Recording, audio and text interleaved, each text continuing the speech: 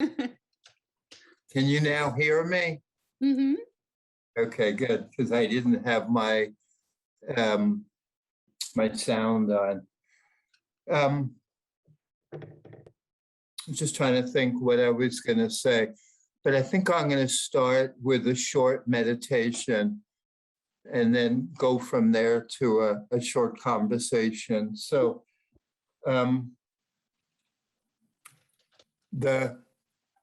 one of the challenges of meditation for all of us is to give ourselves permission that we don't tend to recognize how relentlessly distracted we are as normal. And what we're trying to give ourselves permission to do in meditation is pull back from the world and pull back from distraction. And that's a huge ask. No, that really is a huge ask to take a species that is dominated by fear and tell a member of that species that it's safe is a huge ask and almost never happens in this world. I mean, you just look at the United States with its incredible wealth and privilege at every level, and how much acrimony and bitterness there is, and how little goodwill there are to people who disagree with us, and how almost non-existent all of our interest in diversity is, depending on how you define that diversity. Almost none of us want it. Different people want no diversity in different ways, but we're very, very threatened people, even with all that we have. And so there's a piece of meditation that at the beginning sets the stage to say, like, I'm safe enough at some level, or I want to trust enough to let that go, to prove to myself that I'm not that anxious all the time. I don't have to be. And that's a part of meditation, the invocation, so to speak, to ourselves. And it's not easy. I mean, please, none of this is easy. This might be the hardest thing that human beings do, is relax. I mean, as weird as that sounds, it may be the hardest thing that we do, is just chill. Just chill and let the world be. So where I'd like you to start is just close your eyes, and nothing, nothing more involved than that. Just close your eyes and get into a position where it's okay to sit still for just a few moments, so you're comfortable enough.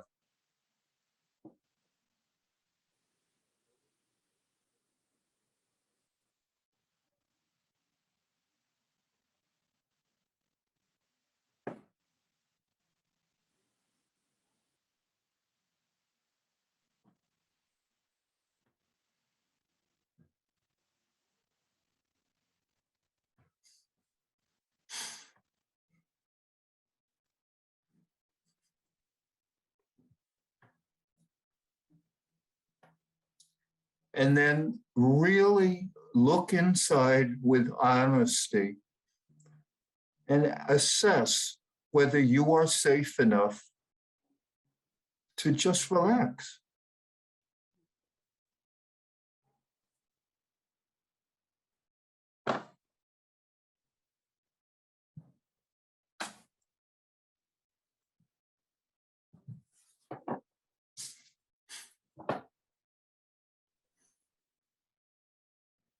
And that's a key piece of meditation practice, is honestly speaking, can I do this?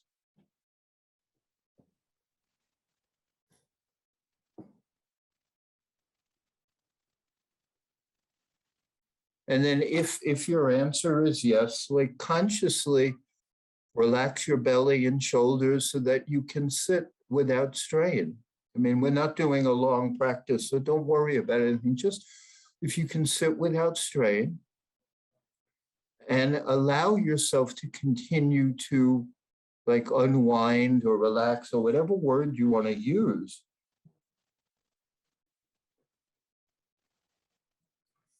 But the easiest way is when you exhale to allow a little more relaxation to occur in your abdomen. And then when you inhale, it's not quite as tight the next time.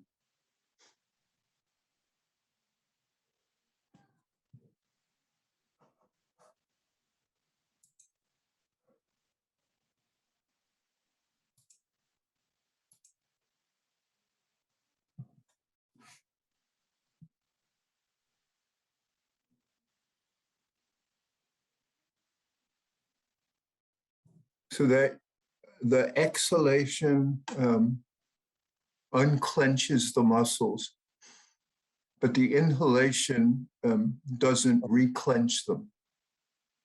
So there's softness.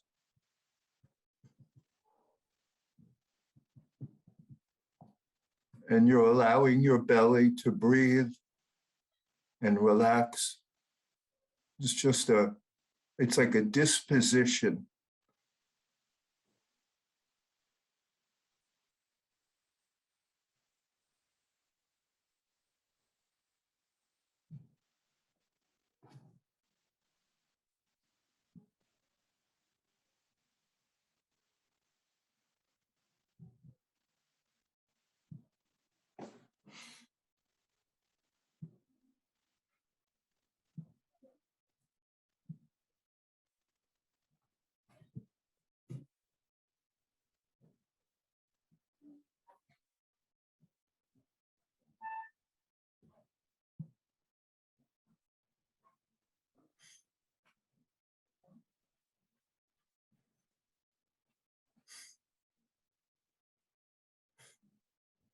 And then just take one more in and out breath and gently allow your eyes to open.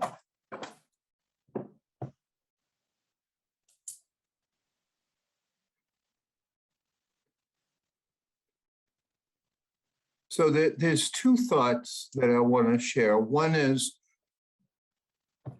a very normal thought in anytime you're taught to meditate, which is to be willing to observe where your mind goes. Like not necessarily follow it, but be willing to observe it. So here I am worrying about, my trip to Hawaii. Or here I am arguing with the coronavirus. Or here I am wanting my children to call me, whatever it is. But one of the advantages of meditation practice is you're quiet sometimes in a way you can watch your own thoughts. And then you get a sense more honestly of who you are. Like we all bullshit ourselves and other people all the time about who we are. But when you meditate sometimes you get to watch, wow, look at that. In 15 minutes, I spend 8 minutes of that, worrying about my stock. And that's fine. It doesn't make you a bad person. But it's good to be honest with yourself so you know actually who you are. Because where your mind goes, that's pretty much who you are.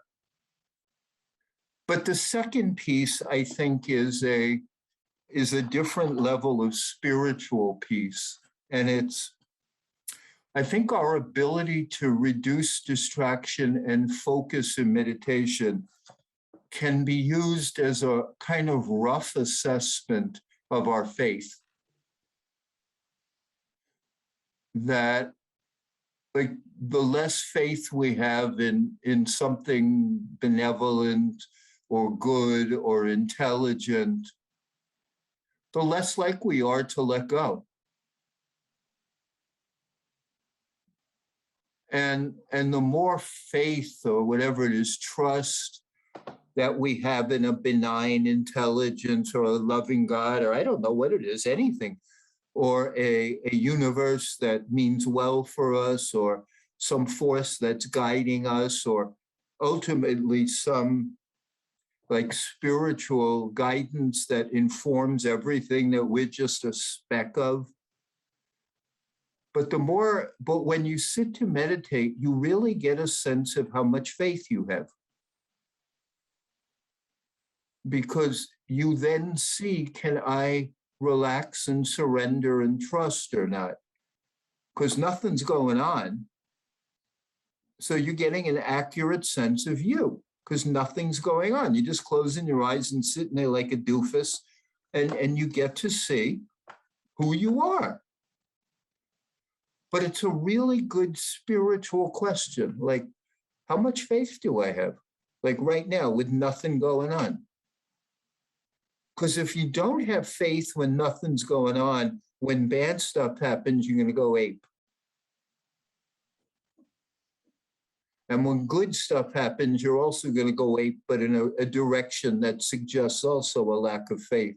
You're going to claim too much credit for the good stuff, and you're going to be way too frightened of the bad stuff, which is why I see so many like quasi-religious people who are not good-natured about life. You know, if something bad happens to them, somebody dies, somebody gets hurt, they don't have faith that there's some plan or purpose or intelligence greater than them. They go batty.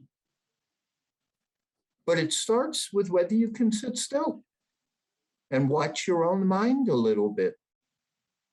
Like when I'm sitting here with nothing to do I have faith? Does my mind go to trust? Does my mind go to opening to whatever because I have some capacity to believe that whatever the bigger force is, it's got my back? Or am I always worrying and planning and manipulating and guiding and controlling and trying to make it work out for me, which is the normal human response, but it's simply a good metric of your faith quality, or at least a rough metric of a piece of it. And I think it's a really good practice to keep you humble. I can just tell you that. It's a great humility practice. When you start prancing about what you think or you know about spiritual life or the Bible or anything, but you can't sit still for 5 minutes, you probably know a lot less than you think. Just, like you probably haven't started reading chapter 1 yet. Because you got to be able to sit quietly and trust something. Otherwise, we're just a ball of anxiety. And that ball of anxiety doesn't know that much about what spirit wants, because that's what the faith is. It's kind of quieting down and just saying, I'm here, or my consciousness here, and I'm going to try to trust something. So part of that trust is being able to stay connected to your object of meditation. If your object of meditation is breathing, then trust that that focus will be enough. Like that's good enough for this 5 minutes. Or if your object of meditation is counting or hearing, it's just very brief practices in a certain surrender that says, okay, the world out there and in here and around me, I don't have to be so on guard every minute from it. And I just see this as a simple, semi-practical way of looking at yourself. What do I trust? Don't wait for somebody to get deathly ill to find out you have no faith. That's what I believe our practices are for. Small, simple. Anyway, one more meditation time. For this one, we're going to do just a counting, inhale 1, exhale inhale 2. I'm going to lead us through a few practices of just counting 10 breaths. So again, please close your eyes.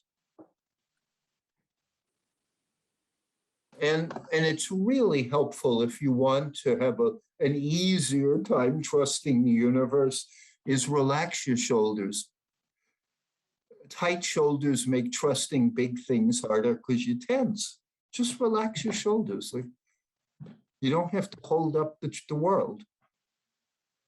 Just relax. It's a practice. Just relax your shoulders and sit there like a lump, but a lump with relaxed shoulders.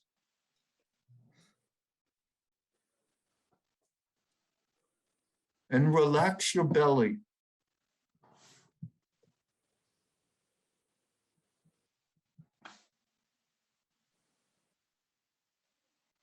Relax your belly, relax your shoulders, and then just try to breathe like a relaxed, safe human being for a few moments. Don't tense your shoulders back up. Don't tighten your belly. Just breathe.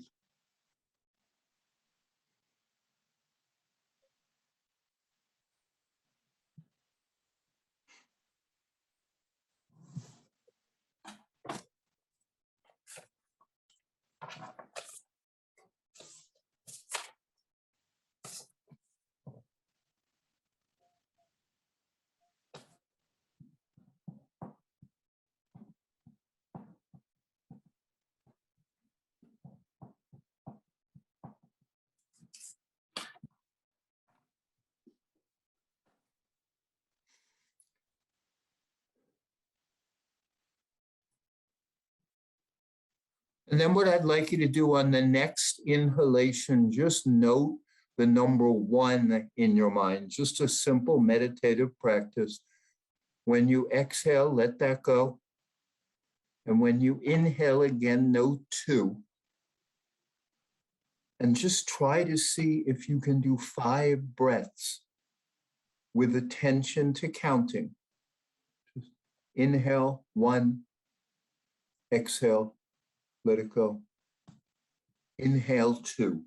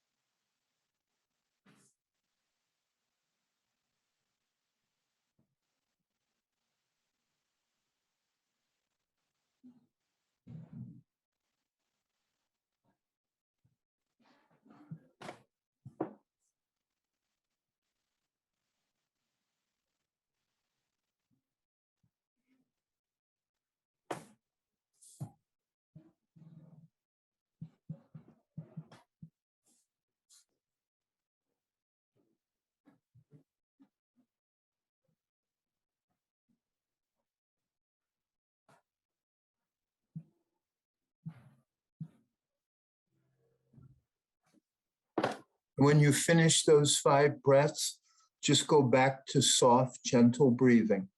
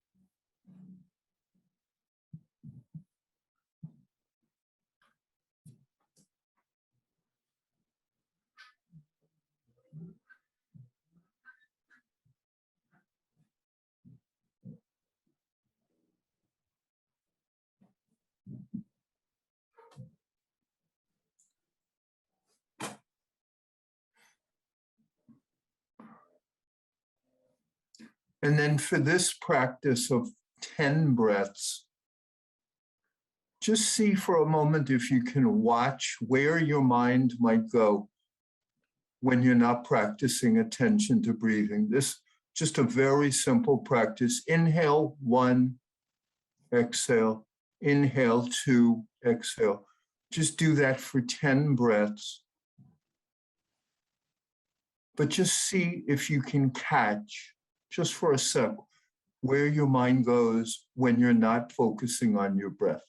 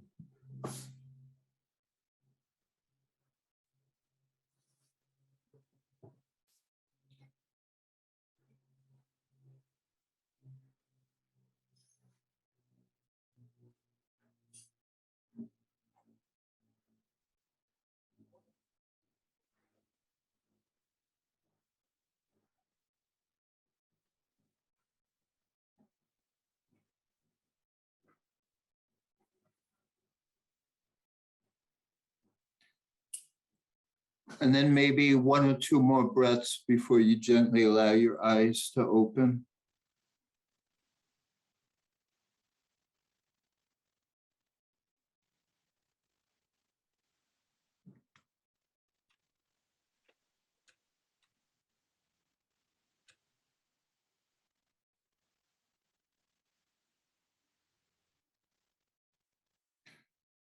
So they do talk about with meditation the positive focus and the negative focus.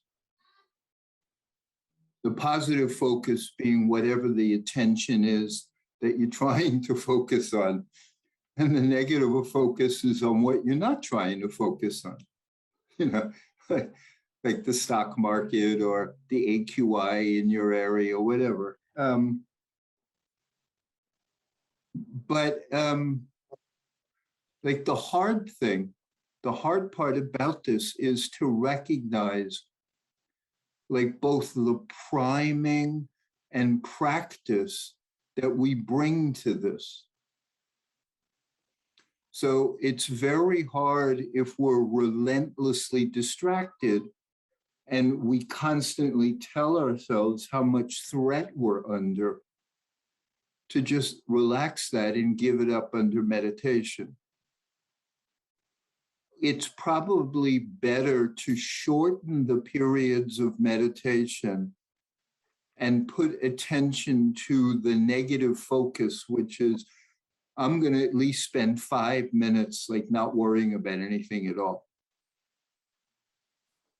Like that kind of powerful commitment is really important for deepening these practices. But, you know, whether you do that for 10 minutes or 20 minutes, there's something very profound about that integrity of practice. And the other piece is, again, this is also, as hard as it is, you know, real meditation practice not the Mick mindfulness that's everywhere, which is also has its value. But real meditation practice is a form of psychotherapy on yourself. You're learning to observe yourself with some dispassion so that you get to know yourself better. And with a quieting, it becomes easier to accept, like each of us, in our own little craziness, because each of our craziness is different. But there's a certain, again, you have to start with an intention that I'm safe. I'm going to use this practice as an indication of my safety and my faith and my commitment. And I don't need to over demand of myself. If I can only do that for 8 minutes, then that's great. But it's a internal reckoning with our own truthfulness. It's a lifetime practice. But it's not a trivial practice. It's not just that you're sitting there for 15 minutes and counting to 10. It's really an entree into like a deeper self-awareness.